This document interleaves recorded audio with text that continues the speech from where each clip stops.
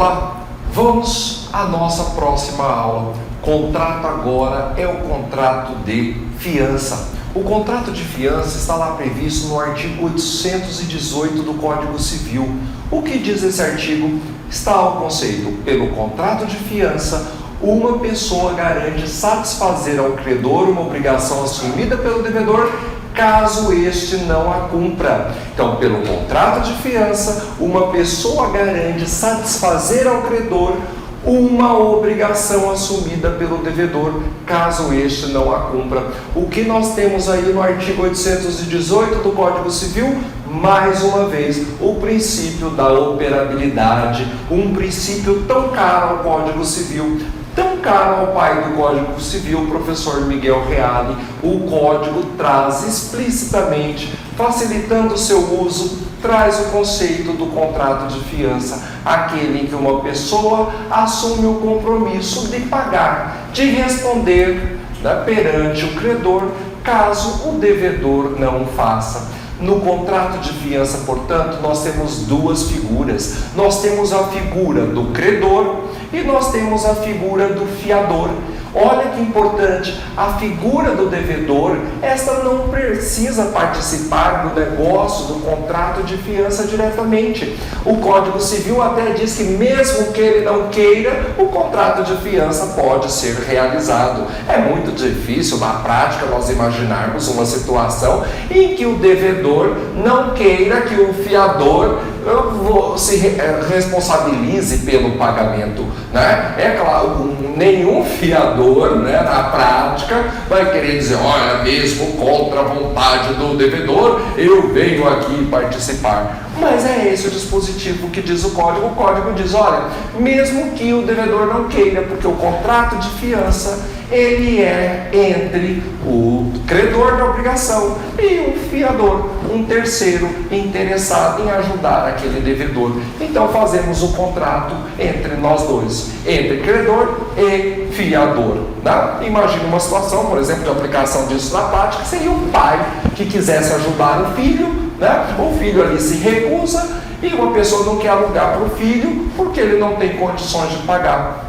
O que faz? Vem o fiador e o credor e diz: olha, façamos o contrato nós dois, se o devedor não pagar, eu efetuo aqui o pagamento. Então, no contrato de fiança, são duas partes obrigatórias, credor e fiador. O devedor não precisa participar deste contrato de fiança. Claro que o devedor e o credor, estes terão um contrato direto, terão um contrato principal.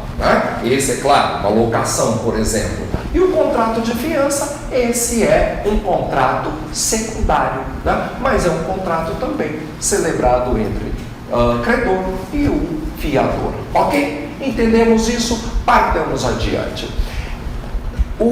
Então nós temos essas duas figuras, o fiador e o credor, e nós podemos dizer que este contrato de fiança é um contrato de Haftung sem Schuld. Lembremos daquelas palavras lá que nós aprendemos do direito alemão, Haftung e Schuld. Haftung, lembremos de responsabilidade, e Schuld, obrigação. Então é um contrato de responsabilidade sem obrigação, ou seja, o fiador, ele não contraiu dívida nenhuma, ele não tem obrigação, mas ele tem responsabilidade, ou seja, não foi ele que contraiu aquela dívida, não foi ele que decidiu fazer o contrato de locação, mas ele se coloca como responsável. Ele diz: olha, se aquele que contraiu a obrigação, o Schuld, não puder efetuar o pagamento, eu assumo, eu tenho Haftung, eu tenho responsabilidade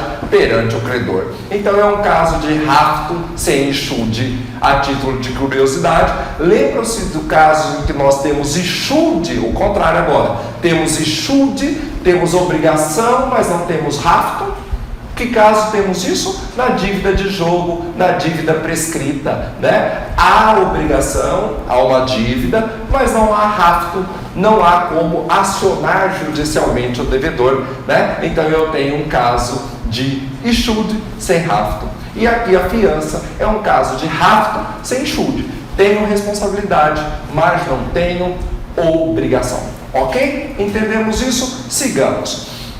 Nós temos dois tipos de garantias em nossa matéria contratual. Nós temos as garantias reais, que é a hipoteca sobre bem imóvel, uma garantia sobre bem imóvel, o penhor, que é uma garantia sobre bem imóveis, né? Muitos fazem penhor lá na Caixa Econômica, deixando suas joias para emprestar um dinheiro, né? Se não pagar, né? Aquele ali, nós temos um contrato de penhor que vai garantir aquele pagamento. Então temos a hipoteca sobre imóveis, penhor, garantia sobre imóveis, e temos anticrese. Anticrese é sobre imóveis, né? É o direito que o credor tem de utilizar um determinado imóvel e dali tirar os seus frutos e rendimentos e com aquilo efetuar o pagamento da dívida. Então temos essas as garantias reais: hipoteca, penhor e anticrese. E temos também a chamada garantia fidejussória. O que é a garantia fidejussória? É aquela garantia pessoal, é aquela garantia como ocorre no contrato de fiança, fidejussória, com base na fidúcia, né? Olha só que interessante, com base na confiança de que vai pagar. Então o fiador assina ali, ele não dá nenhum bem garantia, mas ele se compromete a pagar caso o devedor não o faça, né? É uma garantia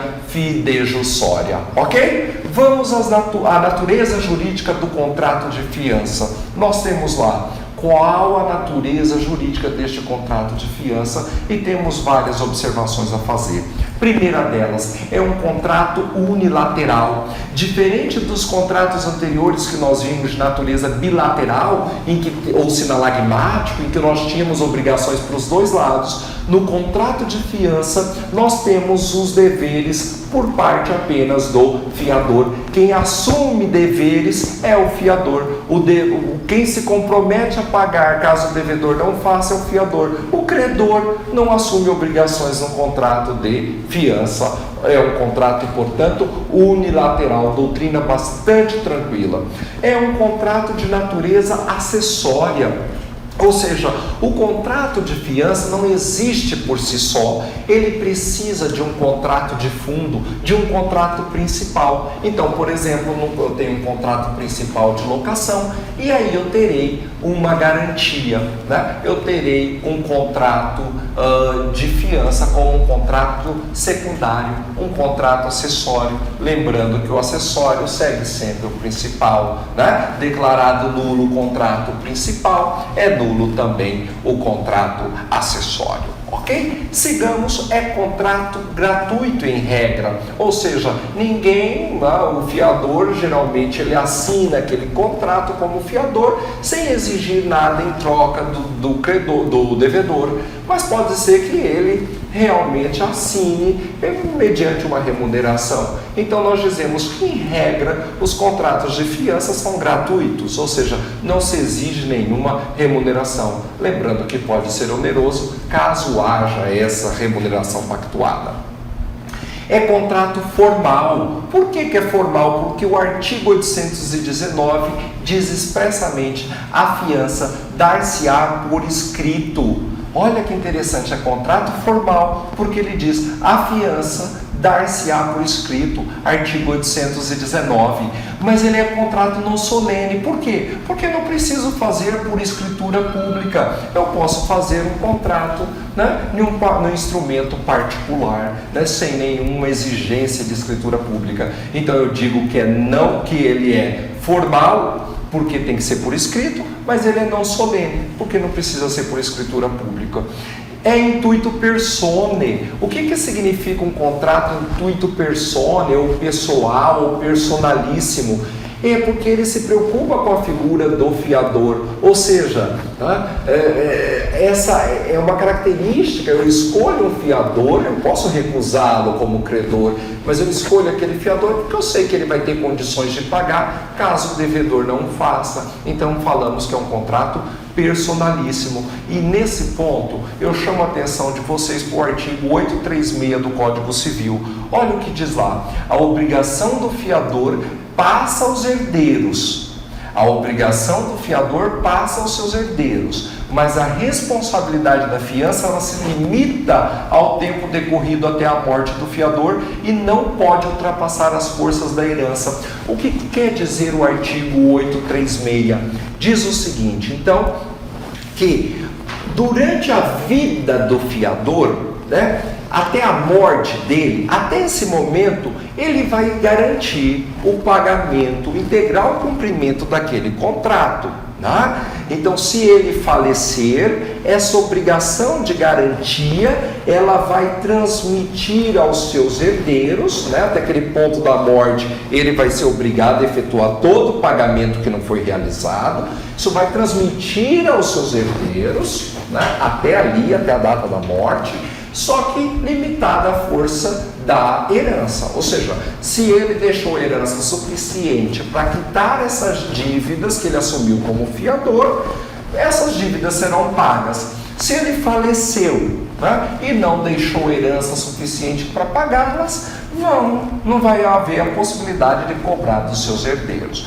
Então a possibilidade de cobrança é até o limite da herança. Lembrando que a responsabilidade cessa no fiador com a morte dele. Esta responsabilidade não transmite aos herdeiros, ou seja, não vai ficar ali o herdeiro ad eterno ou por um determinado tempo responsável ainda por aquela obrigação. Não, faleceu, cessou a responsabilidade. O que nós temos a partir daí é só transferência desses valores. Se há alguma coisa que não foi paga, essa sim vai ser paga pelos herdeiros no limite daquilo que eles receberem por herança. Ok? Entendemos isso? Sigamos.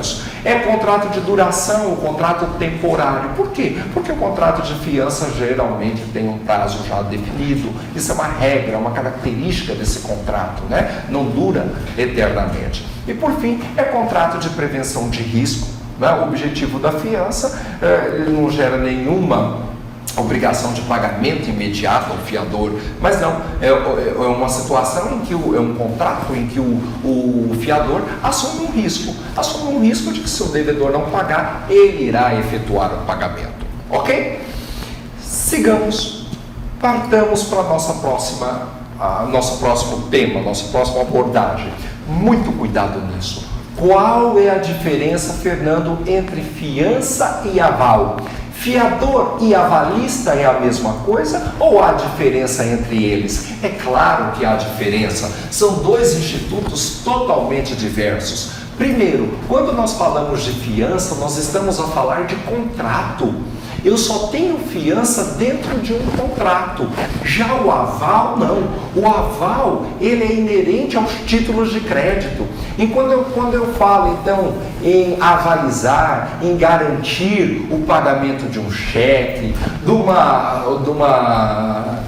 uma CPR, de uma cédula de produto rural, quando eu falo de uma nota promissória, uma letra de câmbio, todos esses são títulos de crédito. Então, nesses títulos, eu sou sempre avalista. Eu estou falando do Instituto do Aval. Quando eu falo dentro de um contrato, eu falo da fiança. As pessoas confundem muito isso. É um erro corriqueiro confundir fiança com aval. Vocês, meus alunos, não vão cometer este erro. Cuidado! Fiança está para o contrato. Título de crédito, cheque, letra de câmbio, nota promissória e todos os outros, eu tenho a figura do aval. Ok?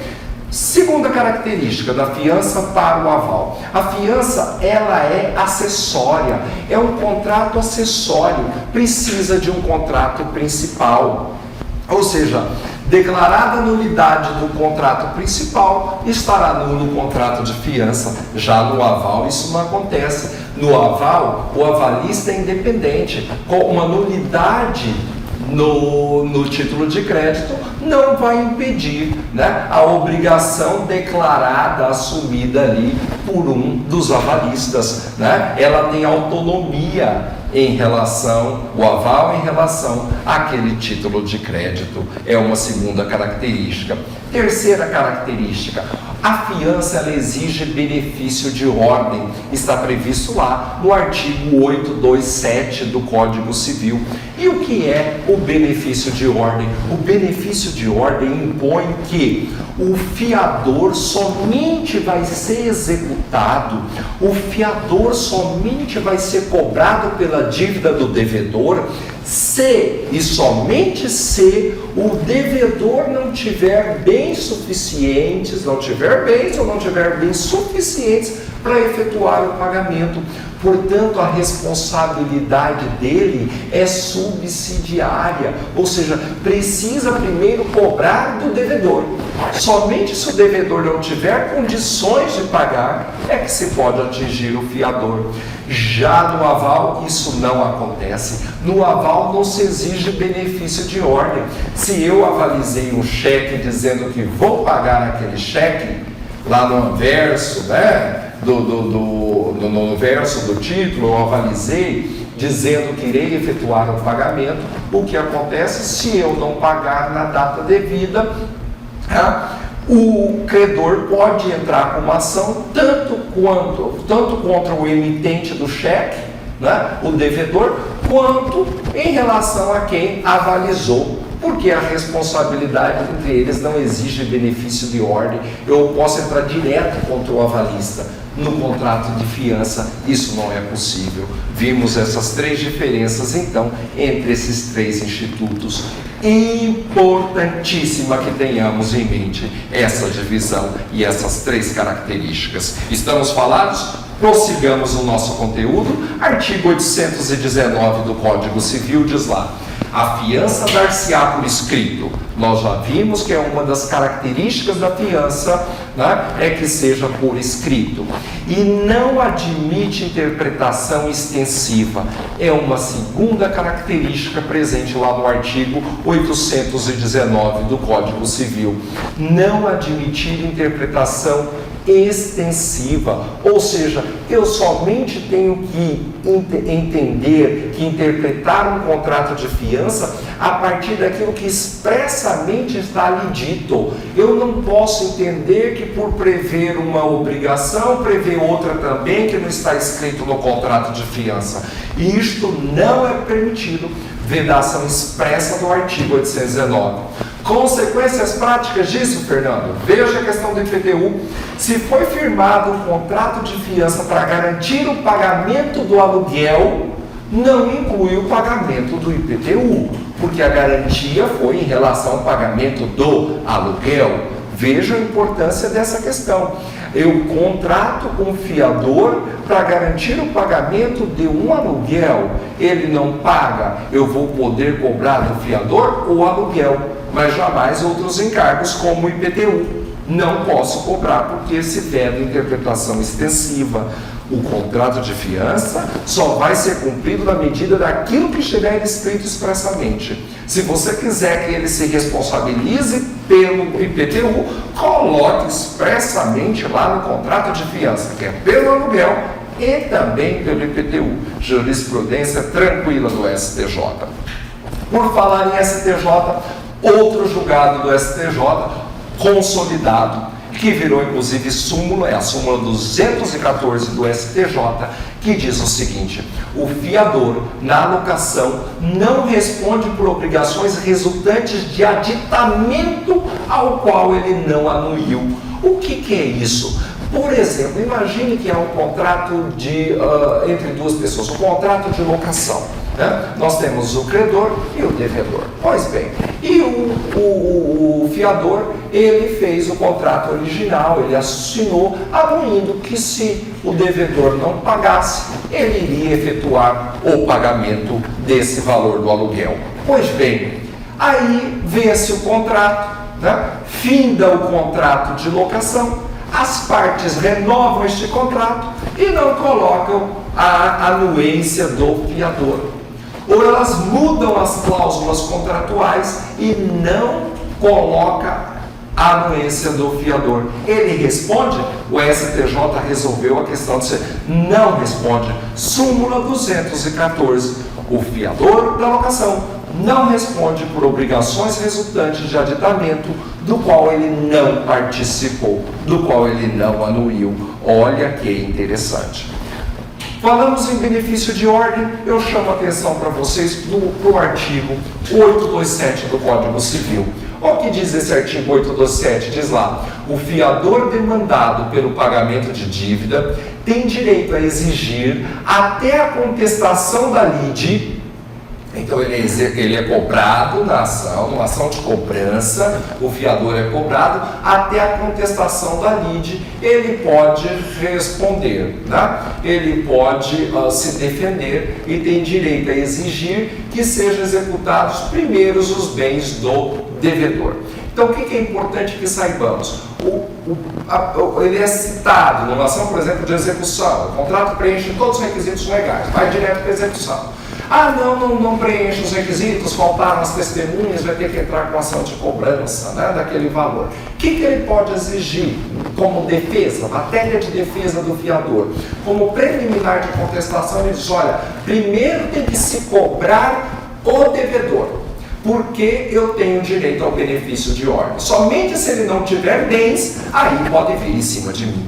E se o juiz reconhecer que realmente o devedor não foi cobrado, ele tem direito, o fiador tem direito de ver o seu processo extinto sem julgamento de mérito. Né? E olha o que diz o parágrafo único, que é importante que guardamos. O fiador que alegar o benefício de ordem, não basta alegar, a que se refere este artigo, deve nomear bens do devedor, citos no mesmo município, livres e desembargados, quantos bastam para solver o débito. Olha só a importância disso. Não basta alegar: olha, primeiro tem que cobrar o devedor. Não, eu tenho que provar. O devedor tem bens. Esses bens estão localizados neste município. Né? Então, primeiro cobre dele para depois vir cobrar de mim. Se eu não fizer isso, se eu não indicar esses bens, esse processo não será extinto. Olha a importância desse dispositivo. E aí se pergunta o seguinte: e se os bens estiverem fora do município? Há bens livres e desembargados, mas fora do município, não neste município. E aí, há esse direito do fiador alegar o benefício de ordem? A doutrina tem dito que não. E, por exemplo, o professor Pablo Stolz e o professor Rodolfo Pamplona, inclusive, está dizendo aqui neste livro, né, expressamente aqui, nesta última edição, 2017, do manual, os professores estão defendendo o seguinte: olha, a fiança, eu tenho que interpretá-la, né, estritamente e não extensivamente. Então, por isso, eu não posso ampliar para aceitar que bens existentes em outro município possam responder por esta obrigação. É o que dizem os professores e é o que diz a maioria da doutrina. Ok? Sigamos. Não há benefício de ordem. Então, quando que posso excluir esse benefício de ordem na fiança? As hipóteses estão lá no artigo 828 do Código Civil. Diz que não aproveita este benefício ao fiador nas seguintes hipóteses. Primeiro, se ele o renunciou expressamente, ou se ele se obrigou como principal pagador ou devedor solidário. Veja que mesmo no contrato de fiança, que a responsabilidade é subsidiária, se o devedor, se o fiador, quer dizer, expressamente disser: olha, eu renuncio a esse benefício de ordem, ou eu declaro como devedor solidário, né, do devedor, o que pode acontecer? Aí ele perde o direito ao benefício de ordem. E muito cuidado, porque a esmagadora maioria dos contratos tiram esse direito do fiador. Dizem que ele renuncia expressamente ao benefício de ordem. Ou seja, ele pode ser cobrado, executado junto com o devedor. Não é? Olha o problema, desnaturando o próprio contrato de fiança. Né? Mas a jurisprudência do STJ aceita que se faça assim. Então, se ele assinou dizendo: eu renuncio, né? Ou eu vou responder solidariamente, acabou a possibilidade de usar o benefício de ordem. E, por fim, a última hipótese do artigo 828 do Código Civil é se o devedor for insolvente ou falido. Nesse caso, se ele já é insolvente, declaração, né, de que não tem condições de efetuar o pagamento, porque é insolvente falido, aí não há que se alegar o benefício de ordem. Ok? Sigamos no nosso conteúdo. Nós temos lá a questão da outorga uxória. O que é a outorga uxória? É a assinatura do outro cônjuge, também num contrato. E aí, digo, fiança precisa de outorga uxória, ou seja, preciso da anuência do outro cônjuge? É o que responde para nós o artigo 1647, inciso 3 do Código Civil. Artigo 1647, inciso 3, diz lá: excetuado o regime da separação absoluta de bens, que em cada um dos cônjuges tem a inteira disposição e deliberação sobre o seu patrimônio, com exceção, então, no regime da separação absoluta de bens, nenhum cônjuge pode, sem a anuência do outro, sem a autorização do outro, prestar fiança. Não pode, sem a anuência do outro, prestar fiança. E se ele fizer, súmula 332 do STJ, é nula a fiança, é nula a fiança prestada sem a outorga uxória do outro cônjuge. E aí, claro, quem que pode alegar esse direito, de se anular a fiança? É claro, somente o cônjuge interessado possui legitimidade de alegar isso, dizendo: olha, eu não participei desse contrato, eu quero, portanto, ter o direito à anulação desta fiança. Detalhe: poderia o próprio fiador que assinou sem a anuência do seu consorte alegar essa nulidade?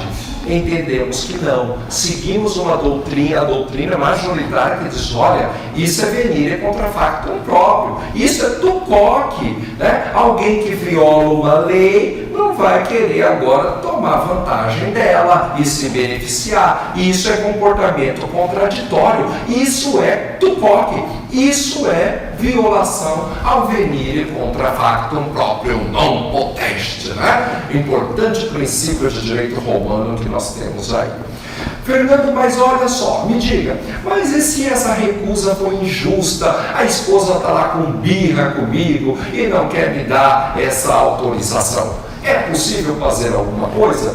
É possível, sim. É possível pedir o suprimento judicial e o juiz vai analisar, lá com base no artigo 1648 do Código Civil, se ele vai suprir esta vontade desse consorte, se ele vai suprir a vontade desse consorte que se recusa a dar a autorização.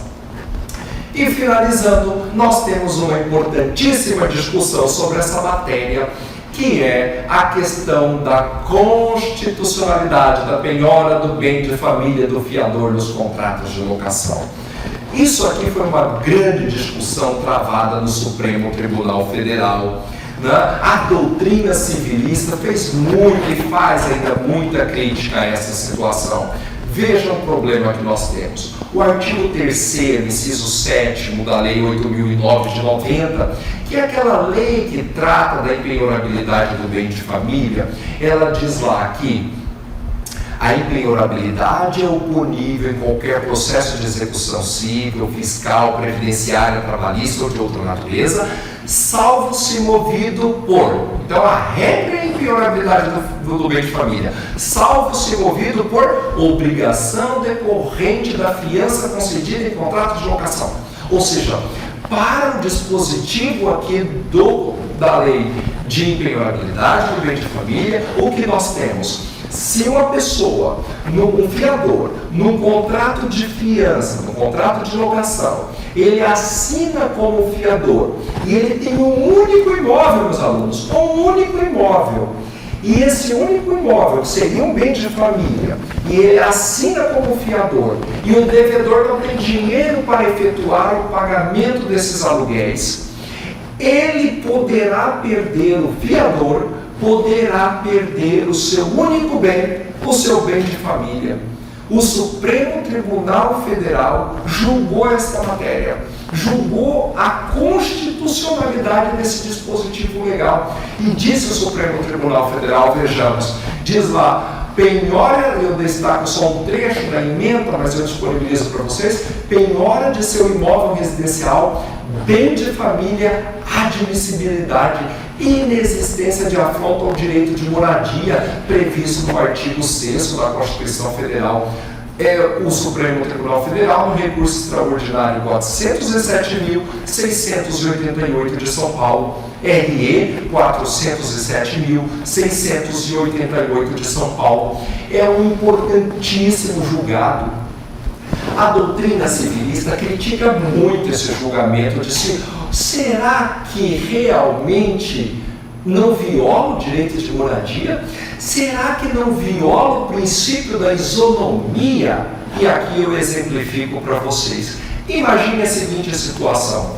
O devedor, ele firma um contrato de locação, né, com o locador, com o seu credor. E firmou o contrato de locação, ele possui um bem. Ele possui um bem imóvel, mas ele firmou aquele contrato de locação que ele preferiu alugar o seu bem imóvel e pagar um aluguel, né? Foi a opção dele, morar de aluguel. Mas ele é proprietário de um bem imóvel. O que acontece? Se ele não pagar essa dívida dele neste contrato de locação, o seu único imóvel desse devedor, ele não será atingido. Por quê? Porque é bem de família. Por outro lado, o fiador, que no contrato de locação desse devedor com o credor dele, deu a fiança, afiançou esse contrato. Se o devedor não pagar, aquele fiador que só tem um único imóvel vai perder o seu imóvel. Vai perder porque deu em garantia o seu único imóvel. Ora, cadê o princípio da isonomia?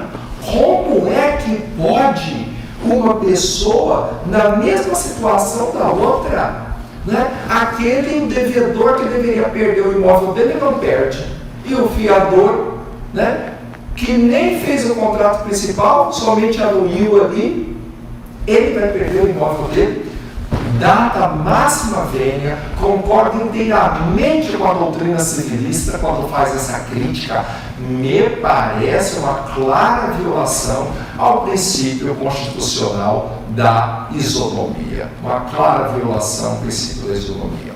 Fechando nosso conteúdo, vamos para os casos de extinção da fiança. Quando se encerra a fiança, quando se extingue a fiança? Primeiro, pelo cumprimento da obrigação principal. Cumprir a obrigação principal, encerramos o contrato de fiança. Segunda possibilidade, invalidade por ausência de outorga uxória. Ou seja, não há outorga uxória, não há autorização do outro cônjuge, há, então, a invalidade, né, da fiança. Não, a invalidade não é parcial, e é importante que lembremos isso. A invalidade é total do ato. A STJ classificou esse assunto, ou seja, só o cônjuge que afiançou, a esposa não afiançou. É nula parcialmente? Não, é total. Né? A invalidade é total pela ausência de outorga uxória.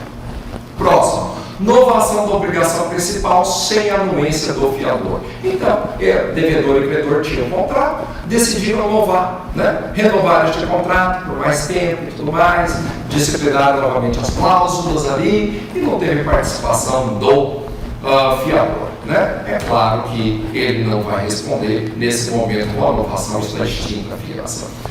Exoneração da garantia. Olha que interessante esse dispositivo, é o artigo 835 do Código Civil, que diz que o fiador, a qualquer momento, ele poderá exonerar-se da fiança que ele tiver assinado, sem limitação de tempo, né? Sempre que lhe convier, ficando obrigado por todos os efeitos da fiança durante um prazo de 60 dias após a notificação do credor.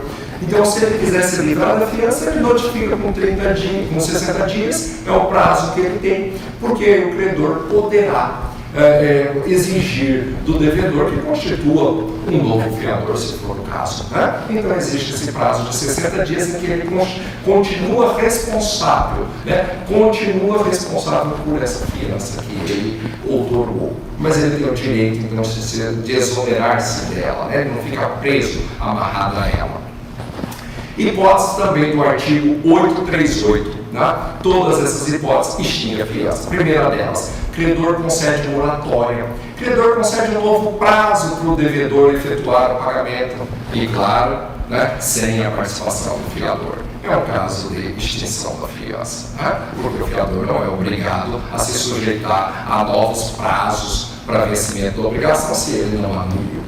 É uma hipótese. Segundo do 838, se por fato do credor foi impossível a subrogação dos seus direitos e preferências, ou seja, imagine uma situação, né, porque na verdade quando o fiador ele paga para o credor, ele subroga-se no direito do credor e pode depois entrar com a ação para cobrar tudo o que deve o devedor, né? Então esse é um direito do fiador, ou seja, ele pagou, ele subroga-se no direito do credor. Então você imagina que o credor tinha uma garantia, por exemplo, um penhor, ele tinha uma obra de arte do devedor dada em garantia naquele negócio, e foi por isso que ele deu uma fiança ali, ele afiançou aquele contrato. Aí o que acontece? Por culpa desse credor, que não cuidou direito da obra de arte, essa obra de arte se perde. E aí perdia aquela garantia. E para o fiador, imagina, isso é terrível, mas por culpa do credor. Então, está extinto o contrato de fiança, artigo 838 do Código Civil. Tranquilo, tranquilo. E a última hipótese.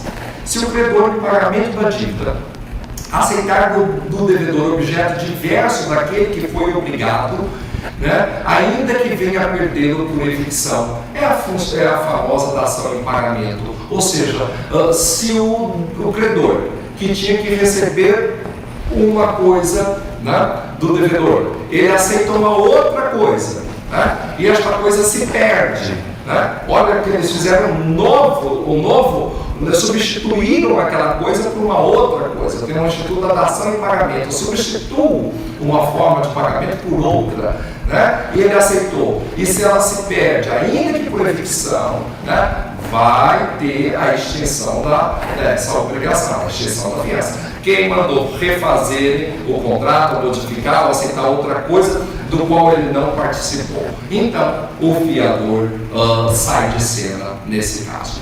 Bom, são essas as nossas considerações. Caríssimos alunos, nós acabamos agora esse conteúdo que é o contrato de fiança. Então nós falamos do contrato de transporte, falamos do contrato de fiança e nossa próxima aula, para encerrar o nosso conteúdo, será o contrato de seguros. Até a próxima, um grande abraço a todos.